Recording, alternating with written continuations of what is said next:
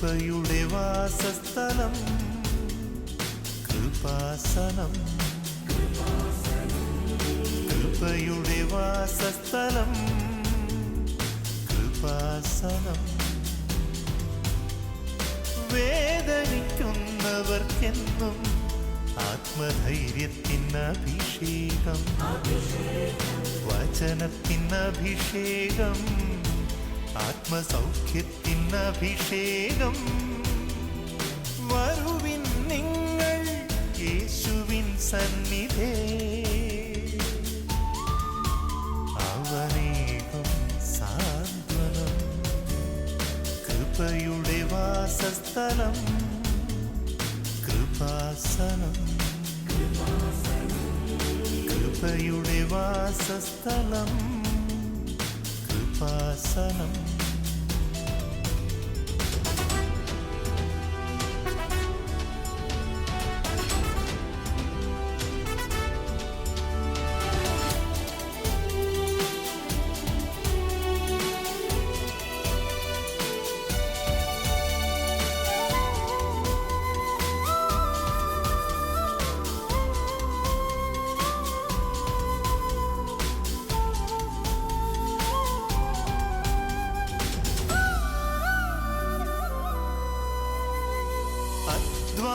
ഭാരത്താലേ തളരുന്ന സോദരേ, സഹനത്തിരമാലയിൽ പതറാതെ മുന്നേറിടാം.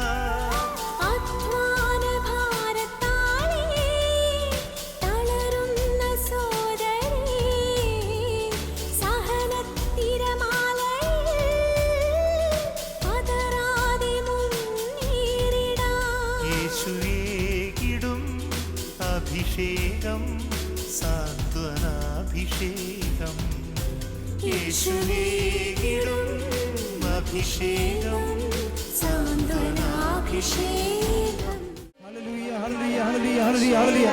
പരിശുദ്ധ പരമ ദിവ്യകാരുണ്യത്തിന് ആരാധനയും സ്തുതിയും പുകഴ്ചയും ഉണ്ടായിരിക്കട്ടെ. നിത്യസ്തുതിക്ക് യോഗ്യനായ പരിശുദ്ധ പരമ ദിവ്യകാരുണ്യത്തിന് എന്നേരവും ആരാധനയും സ്തുതിയും പുകഴ്ചയും ഉണ്ടായിരിക്കട്ടെ. എന്നും നമ്മെ സ്നേഹിക്കുകയും പരിപാലിക്കുകയും ചെയ്യുന്ന പരിശുദ്ധ പരമ ദിവ്യകാരുണ്യത്തിന് എന്നേരവും ആരാധനയും സ്തുതിയും പുകഴ്ചയും ഉണ്ടായിരിക്കട്ടെ. രണ്ട് കരങ്ങളും ഉയർത്തി സ്തുതിക്കട്ടെ. ഹല്ലേലൂയ ഹല്ലേലൂയ. യേശുവേ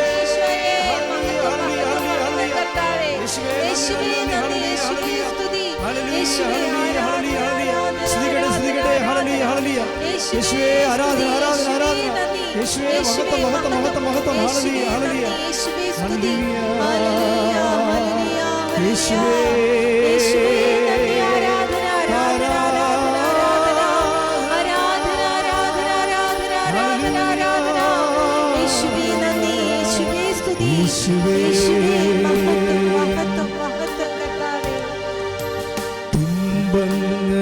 തുമ്പങ്ങളെല്ലാം മാറ്റുന്ന ദൈവം അണയുന്ന നിമിഷമീ ആരാധന.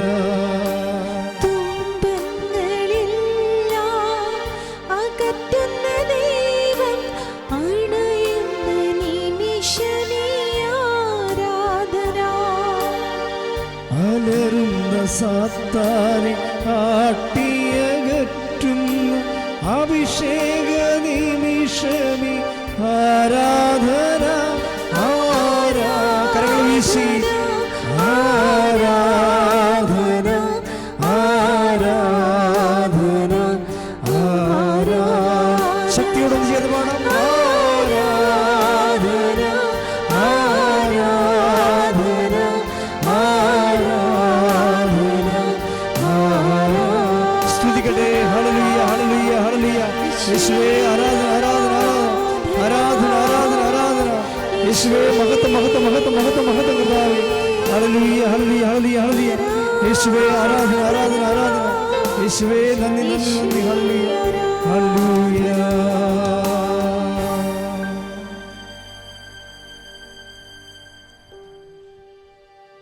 പരിശുദ്ധ പരമദിവ്യകാരുണ്യത്തിന് ആരാധനയും സ്തുതിയും പുകഴ്ചയും ഉണ്ടാകട്ടെ. പരിശുദ്ധ പരമദിവ്യകാരുണ്യത്തിന് ആരാധനയും സ്തുതിയും പുകഴ്ചയും ഉണ്ടാകട്ടെ. പരിശുദ്ധ പരമദിവ്യകാരുണ്യത്തിന് ആരാധനയും സ്തുതിയും പുകഴ്ചയും ഉണ്ടാകട്ടെ. ഏറ്റു പ്രാർത്ഥിക്കാം.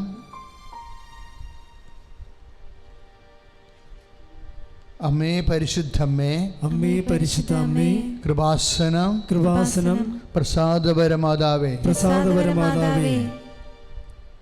കൃപാസനത്തിലൂടെ ഞങ്ങൾക്കും ഞങ്ങളുടെ ദേശത്തിനും അമ്മ മാധ്യസ്ഥം തേടി തന്ന എല്ലാ അനുഗ്രഹങ്ങൾക്കും കൃപകൾക്കും ഞങ്ങളിപ്പോൾ ഹൃദയം നിറഞ്ഞ നന്ദി പറയുന്നു. അമ്മേ പരിശുദ്ധ അമ്മേ, ദൈവമാതാവേ, 2004 ഡിസംബർ 7-ാം തീയതി ഉച്ചകഴിഞ്ഞ് 2:30 കൃപാസനത്തിൽ സംഭവിച്ച അമ്മയുടെ പ്രത്യക്ഷപ്പെടലിനെ കുറിച്ച് തിരുസഭയ്ക്ക് സമർപ്പിച്ചിരിക്കുന്ന പഠനരേഖകളുടെ വസ്തുനിഷ്ഠവും ദൈവശാസ്ത്ര പ്രകാരമുള്ളതുമായ അന്വേഷണ പഠനങ്ങൾ നടത്തി ആപ്തിഷ്ടപ്പെടലിലൂടെ പ്രകടമായ ദേവമാതാവിന്റെ പ്രത്യേക കരുതലും സംരക്ഷണവും വെളിപ്പെടുത്തുന്ന പീഡിതരുടെ ആശ്വാസവും പ്രവാചകന്മാരുടെ രാജ്ഞിയും വാഗ്ദാനത്തിന്റെ പേടകവും പ്രപഞ്ച പ്രകൃതിയുടെ മാതാവുമായ പരിശുദ്ധ അമ്മയുടെ ഭക്തി തിരുസഭയിൽ കൂടുതൽ പ്രചരിച്ച് ജീവിതത്തിന്റെ ദുരന്ത അവസ്ഥകളിൽ അകപ്പെട്ടു കഴിയുന്ന അനേകായിരം മക്കൾക്ക് ദൈവത്തിന്റെ സാന്നിധ്യവും സന്ധിപ്പും കൂടുതൽ അനുഭവിക്കുക വഴി ആത്മീയ വിശുദ്ധിയും ദൈവശക്തി കൈവരിക്കുവാൻ ഞങ്ങളുടെ കുടുംബങ്ങളെ അനുഗ്രഹിക്കണമേ. അമ്മേ പരിശുദ്ധമ്മേ, ലോകങ്ങളുടെ രാജ്ഞിയായ അങ്ങേക്ക് ഭൗമ സംരക്ഷണത്തിനായി പ്രപഞ്ച പ്രകൃതിയെ തിരുസഭ പ്രത്യക്ഷീകരണം പരിശുദ്ധമ്മേ, സകല പ്രാർത്ഥനയോടും ചേർത്ത് ഞങ്ങളിപ്പോൾ പ്രാർത്ഥിക്കുന്ന ഈ കുടുംബത്തിന്റെ പ്രത്യേക നിയോഗം നിങ്ങളുടെ വ്യക്തിപരമായ നിയോഗങ്ങൾ സമർപ്പിച്ചുകൊണ്ടും അവനുമായി പരിശുദ്ധ അമ്മ വഴി ഈശോയ്ക്ക് സമർപ്പിക്കുക.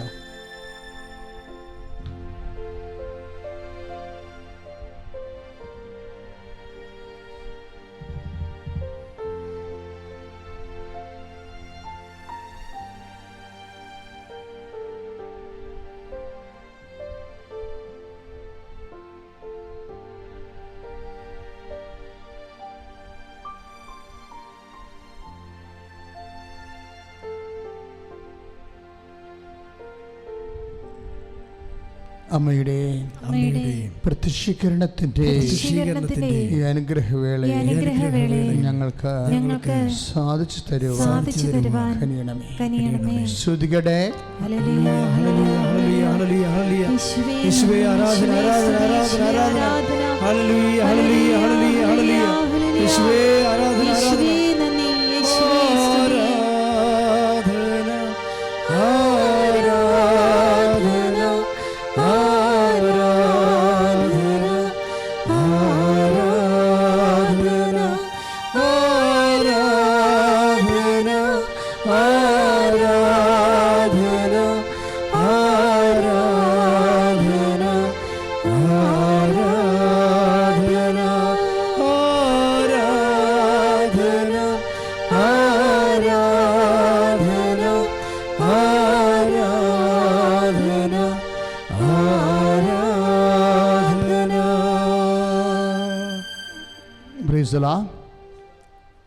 പ്രിയപ്പെട്ടവരെ,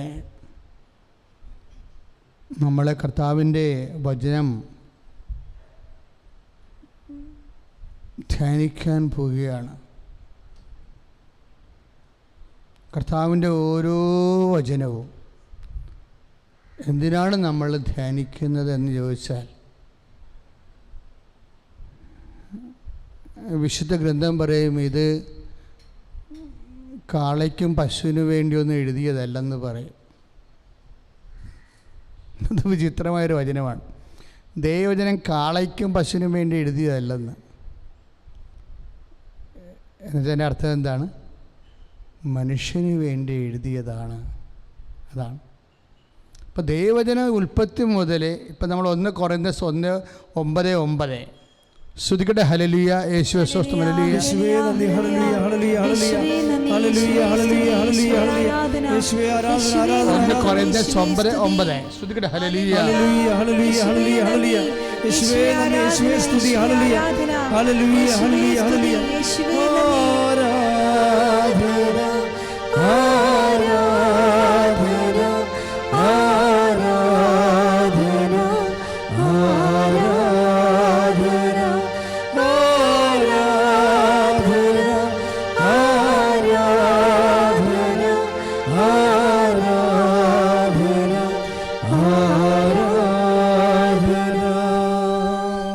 കൊരിന്ത്യർ 9:9 എന്തെന്നാൽ ഏറ്റു പറഞ്ഞേ, എന്തെന്നാൽ മോശയുടെ നിയമത്തിൽ എഴുതപ്പെട്ടിരിക്കുന്നു ധാന്യം മെതിക്കുന്ന കാളയുടെ വായ നിങ്ങൾ മൂടിക്കെട്ടരുത്.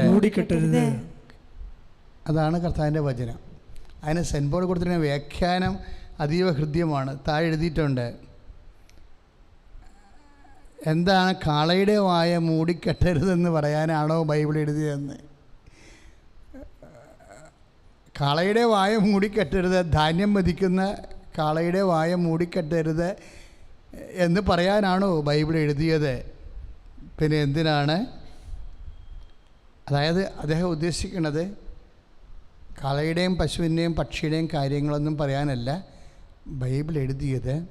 ബൈബിൾ മനുഷ്യനെക്കുറിച്ച് പറയാനാണ്. അപ്പോൾ അവിടെ പ്രതീകമാണ്. കാളയെന്ന് പറഞ്ഞാൽ എന്താണ്? പ്രതീകമാണ്. അപ്പോൾ ഒരു കാള എന്ന് പറയണത് അന്നത്തെ രീതി അനുസരിച്ച് ഗോതമ്പിൻ്റെ കതിരുകൾ മെതിച്ചെടുക്കുന്നത് കാളയുടെ ശരീരത്തിൽ വെച്ച് കെട്ടിയിട്ടുള്ള ഒരു പ്രത്യേക ഉപകരണം, ചക്ക് പോലെ ഉപകരണം കറക്കിയെടുക്കുമ്പോഴാണ് ഇത് മെതിച്ചെടുക്കുന്നത്. അപ്പോഴേ കാളയ്ക്ക് വേറെ ഭക്ഷണം കഴിക്കാൻ പോകാൻ സമയം കിട്ടത്തില്ല. അതുകൊണ്ട് ഇത് നിയമാവർത്തിൽ നിന്ന് വന്നിട്ടുള്ള വചനങ്ങളാണ്. നിയമാവർത്തി 25:9 അങ്ങനെ ഒരു വചനമുണ്ട്. സ്തുതിക്കട്ടെ. ഹല്ലേലൂയ. യേശുവേ സ്തോത്രം. ഹല്ലേലൂയ ഹല്ലേലൂയ ഹല്ലേലൂയ ഹല്ലേലൂയ ഹല്ലേലൂയ ഹല്ലേലൂയ ഹല്ലേലൂയ. യേശുവേ ആരാധന ആരാധന ആരാധന. ഹല്ലേലൂയ ഹല്ലേലൂയ ഹല്ലേലൂയ.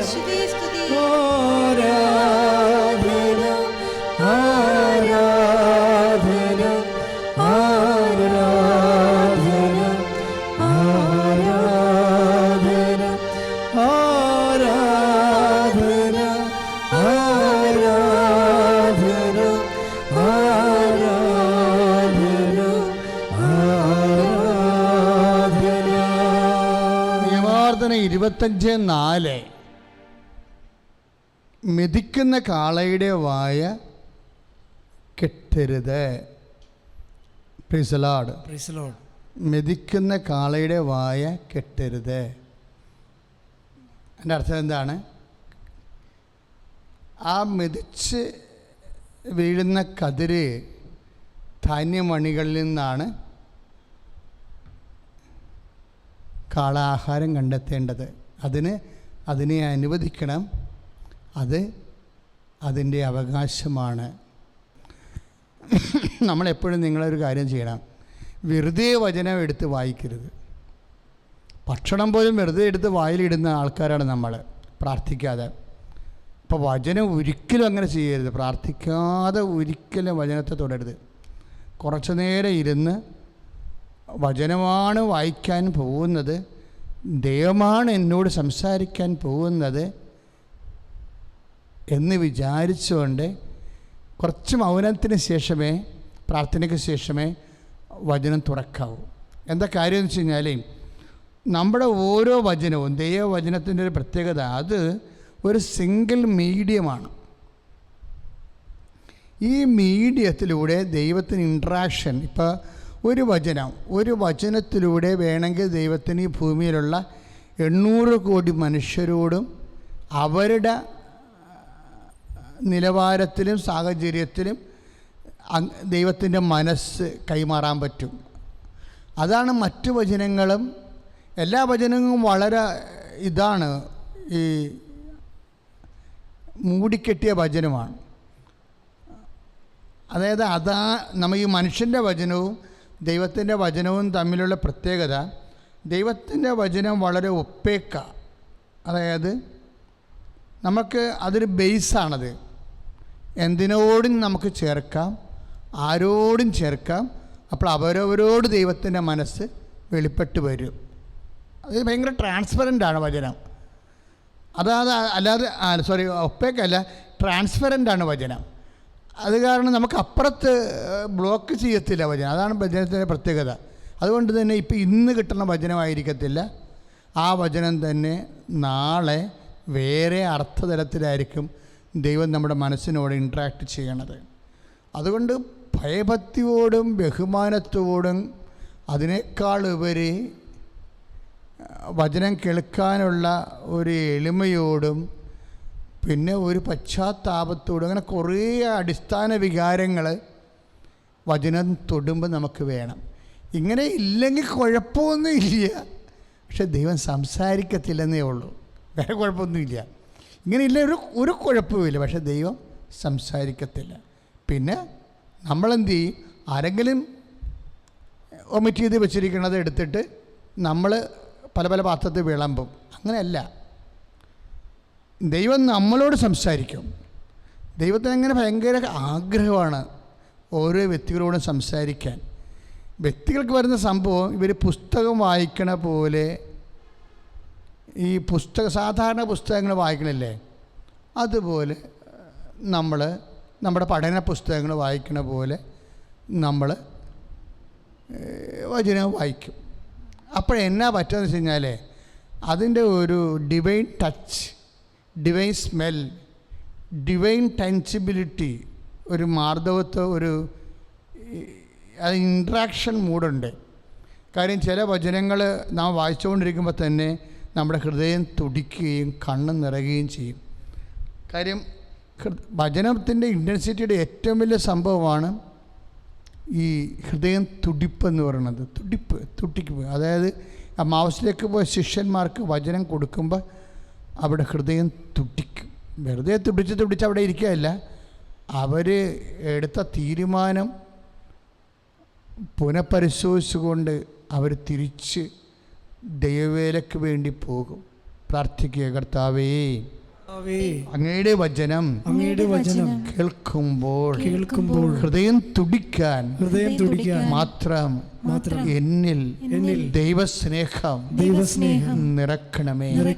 അമ്മേ പരിശുദ്ധമ്മേ, ദൈവമാതാവേ, വചനം അങ്ങ് സ്വീകരിച്ചതുപോലെ സ്വീകരിക്കുവാനും ഹംസമാക്കുവാനും ലോകത്തിന് കൈമാറുവാനും എന്നെ അഭിഷേകം ചെയ്യണമേ.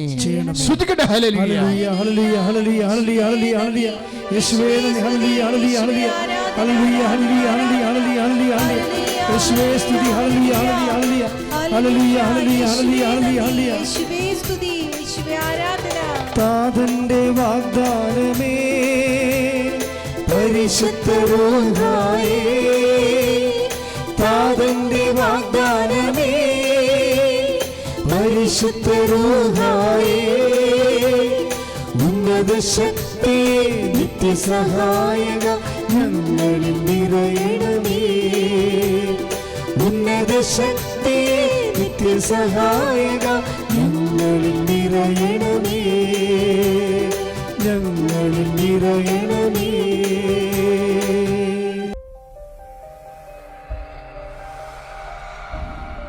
എൻ്റെ പേര് ബിൽബി, വീട് പുഞ്ചവയൽ, മുണ്ടക്കയം അടുത്താണ്.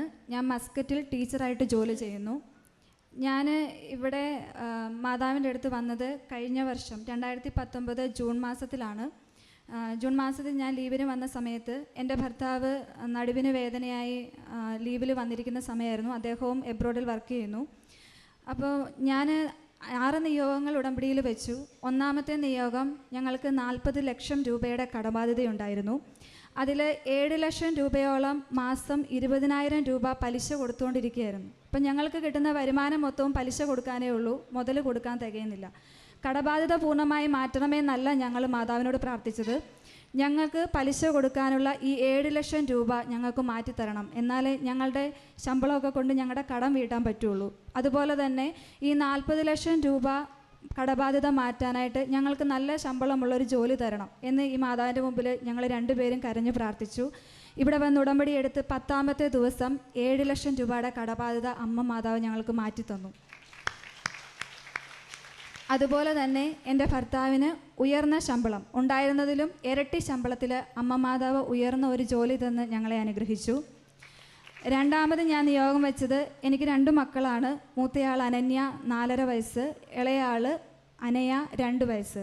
കുഞ്ഞിന് ഉണ്ടായപ്പോൾ മുതൽ ത്വക്കിന് ഒരു അലർജി രോഗം ഉണ്ടായിരുന്നു. കാണിക്കാവുന്ന എല്ലാ ആശുപത്രികളിലും കാണിച്ചു. ഡോക്ടർമാർ പറഞ്ഞു അവൾ വളർന്നു വന്നു കഴിഞ്ഞാൽ മാത്രമേ അത് പോവുള്ളൂ, സ്കിന്നിന് ഡിസീസാണ് എന്നൊക്കെ പറഞ്ഞു.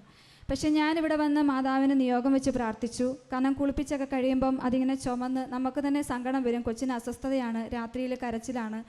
ഞാൻ അമ്മ മാതാവ് ഇവിടുന്ന് കിട്ടിയ തൈലം കൊണ്ട് പ്രാർത്ഥിച്ച് വിശ്വാസ പ്രമാണം ചൊല്ലി എൻ്റെ കുഞ്ഞിൻ്റെ രോഗം പൂർണ്ണമായും മാറി. ഇപ്പോൾ അവൾക്ക് യാതൊരു കുഴപ്പവുമില്ല. മൂന്നാമത് ഞാൻ നിയോഗം വെച്ചത് എൻ്റെ അനിയത്തിക്ക് വേണ്ടിയായിരുന്നു. അവളുടെ വിവാഹം കഴിഞ്ഞ് 4 വർഷമായി. ആദ്യമേ അവൾ പ്രഗ്നൻ്റായി. ഒരു മാസം കഴിഞ്ഞപ്പോൾ ഡോക്ടർമാർ പറഞ്ഞു കുഞ്ഞിന് വളർച്ചയില്ല, ഹാർട്ട് ബീറ്റ് ഇല്ല. ഞങ്ങൾ ഡിയാൻസ് ചെയ്ത് കളഞ്ഞു. അതിനുശേഷം 3.5 വർഷമായും അവൾക്ക് കുഞ്ഞുങ്ങളുണ്ടായില്ല. ഞാൻ ഉടമ്പടിയിൽ നിയോഗം വെച്ച് എൻ്റെ അനിയത്തിക്ക് വേണ്ടി പ്രാർത്ഥിച്ചു. ഇപ്പോൾ അവൾ ഗർഭിണിയാണ്. കുഞ്ഞിന് പൂർണ്ണ വളർച്ചയുണ്ടെന്ന് ഡോക്ടർ പറഞ്ഞു. ഇപ്പോൾ 3.5 മാസമായി. പിന്നെ ഞാൻ നിയോഗം വെച്ചിരുന്ന ഒരു കാര്യം, എൻ്റെ ഭർത്താവിൻ്റെ അമ്മയും പെങ്ങളുമായി 4 വർഷമായി ഞങ്ങൾ പിണക്കത്തിലായിരുന്നു. അപ്പം ഒരിക്കലും അമ്മ ഞങ്ങളുമായിട്ട് കോംപ്രമൈസ് ചെയ്യില്ല. പക്ഷേ എന്നാലും ഞാൻ പ്രാർത്ഥിച്ചു, ഞാൻ ഇന്നൊരമ്മയാണ്, എനിക്ക് അമ്മയോടൊന്ന് സംസാരിക്കണം. കാരണം എൻ്റെ മക്കളെ അമ്മ കണ്ടിട്ടില്ല, മക്കളോട് അമ്മ സംസാരിച്ചിട്ടില്ല. പക്ഷേ എനിക്ക് അമ്മയോടൊന്ന് മിണ്ടണമെന്ന് ഞാനിവിടെ ഈ മാതാവിൻ്റെ മുമ്പിൽ മുട്ടുമുന്നിൽ നിന്ന് കണ്ണീരോടെ ഞാൻ പ്രാർത്ഥിച്ചു. അമ്മ എന്നോട് മിണ്ടിയാലും എനിക്ക് അമ്മയോടൊന്ന് മിണ്ടണം. അത്ഭുതം എന്ന് പറയാം, ഞാൻ ഇവിടെ നിന്ന് ഞാനും ഭർത്താവും ക്രൂശിത രൂപത്തിൽ നിന്ന് പ്രാർത്ഥിച്ച് തിരിഞ്ഞു നോക്കിയപ്പം ഈ പള്ളിയിൽ ഇവിടെ അമ്മയും പെങ്ങളും ഇരിപ്പുണ്ട്. അപ്പം ഞാൻ ഭർത്താവിനോട് പറഞ്ഞു ഞാൻ പോയി മിണ്ടുക. ഭർത്താവ് പറഞ്ഞു വേണ്ട, അമ്മ എങ്ങനെ റിയാക്ട് ചെയ്യുമെന്ന് എനിക്കറിയില്ല. ഞാൻ പറഞ്ഞു എന്ത് സംഭവിച്ചാലും പരിശുദ്ധി അമ്മയുടെ മുമ്പിലാണ്, ഞാൻ ഉടമ്പടി വെച്ചതേ ഉള്ളൂ, അമ്മ എന്നെ പരീക്ഷിക്കുന്നതായിരിക്കും, ഞാൻ മിണ്ടുമോ എന്നറിയാൻ. എന്താണേലും ഞാൻ ഈ പള്ളിക്കകത്ത് അമ്മ ഇരിക്കുന്ന അമ്മയുടെ കസാരയുടെ അടുത്ത് പോയി മുട്ടയെ കുത്തിയിട്ട് ഞാൻ പറഞ്ഞു അമ്മേ, ഞാൻ മസ്കറ്റിൽ നിന്ന് ഇന്ന ദിവസം വന്നു, ഇന്ന ദിവസം ഞാൻ പോവുകയാണ്, അമ്മയ്ക്ക് സുഖമാണോ? അമ്മ എന്നോട് പറഞ്ഞു സുഖമാണ്. എന്തുണ്ട് വിശേഷം? ഞാൻ പറഞ്ഞു സുഖമാണ് അമ്മേ. മക്കൾ എന്നാ പറയുന്നു? മക്കളും സുഖമായിട്ടിരിക്കുന്നു. വേറെ വിശേഷമൊന്നും ഇല്ലല്ലോ? ഇല്ല. അമ്മയ്ക്ക് മിണ്ടാൻ താല്പര്യമില്ലെന്ന് എനിക്ക് മനസ്സിലായെങ്കിലും ഞാൻ അമ്മയോട് പറഞ്ഞു അമ്മ എനിക്കൊരു ഉമ്മ തരാമോ എന്ന്. ഈ പള്ളിയുടെ മുമ്പിൽ നിന്ന്, ഈ പള്ളിക്കകത്ത് വെച്ച് പരിശുദ്ധി അമ്മയുടെ മുമ്പിൽ വെച്ച് അമ്മ എനിക്ക് ഉമ്മ തന്നു. ഞാനും തിരിച്ചുമ്മ കൊടുത്ത് അത് കഴിഞ്ഞ് 10 ദിവസത്തിനകം ഞാൻ മസ്കറ്റിലേക്ക് തിരിച്ചു പോവുകയും ചെയ്യുന്നു. എനിക്ക് ഇത്രയും അനുഗ്രഹം തന്ന പരിശുദ്ധി അമ്മയ്ക്കും ഈശോയ്ക്കും 1000 നന്ദി പറഞ്ഞുകൊണ്ട് നിർത്തുന്നു. പരിശുദ്ധ പരമദിവ്യകാരുണ്യത്തിന് ആരാധനയും സ്തുതിയും പുകഴ്ചയും ഉണ്ടായിരിക്കട്ടെ. കർത്താവിൻ്റെ വചനം വളരെ ഹൃദ്യമായി ഈശോ നമുക്ക് പകർന്നു തന്നു. നമ്മൾ രോഗസൗഖ്യ പ്രാർത്ഥനയിലേക്ക് പ്രവേശിക്കുകയാണ്. അൾത്താര പരിശുദ്ധ അമ്മ ജീവനോടെ പ്രത്യക്ഷപ്പെട്ട അൾത്താരയിലാണ് ആരാധന നടത്തുന്നതുകൊണ്ട് തന്നെ നിങ്ങളുടെ ഓരോ സങ്കടങ്ങൾക്കും അമ്മയുടെ നിരന്തരമായ മാധ്യസ്ഥം ഉണ്ടതിൻ്റെ തെളിവ് കൃപാസനത്തിൻ്റെ യൂട്യൂബിലെ സാക്ഷ്യങ്ങൾ കേട്ടാൽ മനസ്സിലാകും. സാക്ഷ്യം നിലക്കാത്ത അപ്പനുറങ്ങാത്ത വീടെന്ന് പറഞ്ഞ പോലെ സാക്ഷ്യം നിലക്കാത്ത അൾത്താരയാണിത്. കാര്യം എന്താണ്? അമ്മ നിരന്തരം മധ്യസ്ഥം വഹിക്കുന്നത് കൊണ്ടാണ്. ഈശോ ഇടപെടാവുന്ന വിഷയങ്ങളിലും ഇടപെടാൻ പാടില്ലാത്ത വിഷയങ്ങളിലും ഒക്കെ ഇടപെട്ടുകൊണ്ട് മക്കൾ ലൈവിൽ തന്നെ കയറി വന്ന് സാക്ഷ്യം പറയാൻ വേണ്ടി വരുന്നവരുടെ എണ്ണം ഈ ലോക്ക്ഡൗൺ കാലത്ത് ഗൂഗിൾ മീറ്റിൽ എന്തുമാത്രമാണ് വരണത്. എന്ത് സന്തോഷത്തോടും ആശ്വാസത്തോടുമാണ് അവരത് പറയണത്. അതുകൊണ്ട് ഞങ്ങളെപ്പോഴും ജനങ്ങളുടെ വേദനകളുമായിട്ടാണ്, ജനങ്ങളുടെ ഭാരങ്ങളുമായിട്ടാണ് മുമ്പിൽ നിൽക്കുന്നത്. കാരണം എന്താണെന്ന് വെച്ച് കഴിഞ്ഞാൽ ലോകത്ത് അവൻ മാത്രമേ പറഞ്ഞിട്ടുള്ളൂ. എന്താണ് പറഞ്ഞത്? നമ്മുടെ ഭാരങ്ങൾ ആണ് അവൻ ചുമന്നത്, നമ്മുടെ രോഗങ്ങൾ ആണ് അവൻ വഹിച്ചത്. ഭാരങ്ങൾ ചുമക്കാനും രോഗങ്ങൾ വഹിക്കാനും അവൻ മനുഷ്യൻ്റെ അവതാരത്തിലെത്തുമ്പോഴേ അവൻ പറഞ്ഞു, അധ്വാനിക്കുന്നവനെ, ഭാരം വഹിക്കുന്നവനെ എൻ്റെ അടുക്കൽ വരിക. എന്നിട്ട് അവൻ പറഞ്ഞു, അവസാന കാലം വരെ ഞാൻ നിങ്ങളോട് കൂടെ ഉണ്ടായിരിക്കും, അവസാന കാലം വരെ ഞാൻ നിങ്ങളോട് ഉണ്ടായിരിക്കുമെന്ന് അരുളിച്ചതവൻ. അർത്ഥവത്തായിട്ട് വാക്ക് പാലിക്കുന്നതാണ് അൾത്താരയിൽ പരിശുദ്ധ കുർബാനയുടെ ആരാധന സാന്നിധ്യമെങ്കിൽ ഭാരം വഹിക്കേണ്ട, ഭാരം എടുത്തു വെക്കേണ്ട, രോഗങ്ങൾ ഏൽപ്പിക്കേണ്ട സ്ഥലമാണിത്. അത് മനസ്സിലാക്കിക്കൊണ്ട് തന്നെ അമ്മയുടെ മധ്യസ്ഥത്തിലെ കർത്താവിൻ്റെ കൃപയിൽ മക്കൾ സ്തുതിക്കട്ടെ, സ്തുതിക്കട്ടെ, സ്തുതിക്കട്ടെ, സ്തുതിക്കട്ടെ.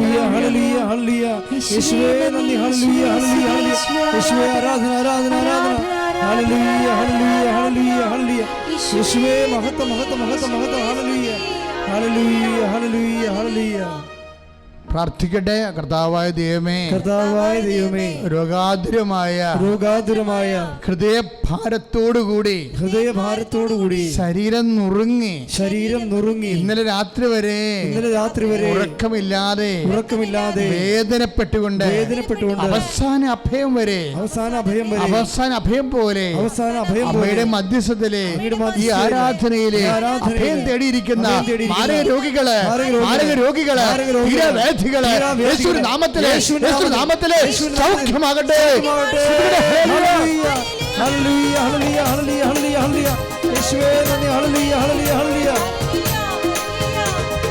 രോഗമെല്ലാം മാറിടട്ടെ, കഷ്ടമെല്ലാം നീങ്ങിടട്ടെ. രോഗമെല്ലാം മാറിടട്ടെ, കഷ്ടമെല്ലാം നീങ്ങിടട്ടെ. തിരുമുറിവിനാൽ സുഖപ്പെടട്ടെ, തിരുമുറിവിനാൽ സുഖപ്പെടട്ടെ. സ്നേഹത്തോടെ പാടുക. രോഗമെല്ലാം മാറിടട്ടെ, കഷ്ടമെല്ലാം നീങ്ങിടട്ടെ. രോഗമെല്ലാം മാറിടട്ടെ, കഷ്ടമെല്ലാം നീങ്ങിടട്ടെ. തിരുമുറിവിനാൽ സുഖപ്പെടട്ടെ, തിരുമുറിവിനാൽ സുഖപ്പെടട്ടെ. താങ്ങിയെന്നെ തിരുരക്തത്താൽ കഴുകണമേ, തിരുക്കരത്താൽ താങ്ങിയെന്നെ തിരുരക്തത്താൽ കഴുകണമേ. പെരുമഴപ്പോൾ പെയ്യട്ടെ, പെരുമഴപ്പോൾ പെയ്യട്ടെ. യേശുവിൻ രക്തം, യേശുവിൻ രക്തം, യേശുവിൻ തിരുരക്തം, യേശുവിൻ രക്തം, യേശുവിൻ രക്തം, യേശുവിൻ തിരുരക്തം. സമാപന ആശീർവാദത്തിനായി മുട്ടുകുത്താം.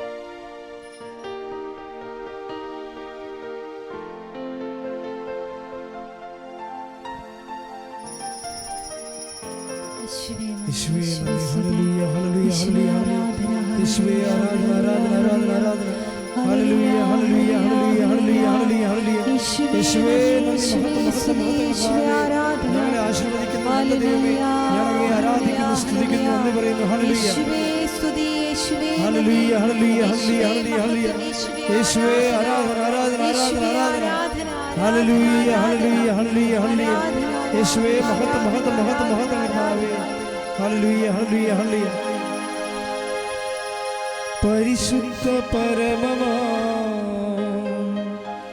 ദിവ്യകാരുണ്യമേ, എന്നുമെന്നും അങ്ങേക്കാരാധന. പരിശുദ്ധ പരമമാ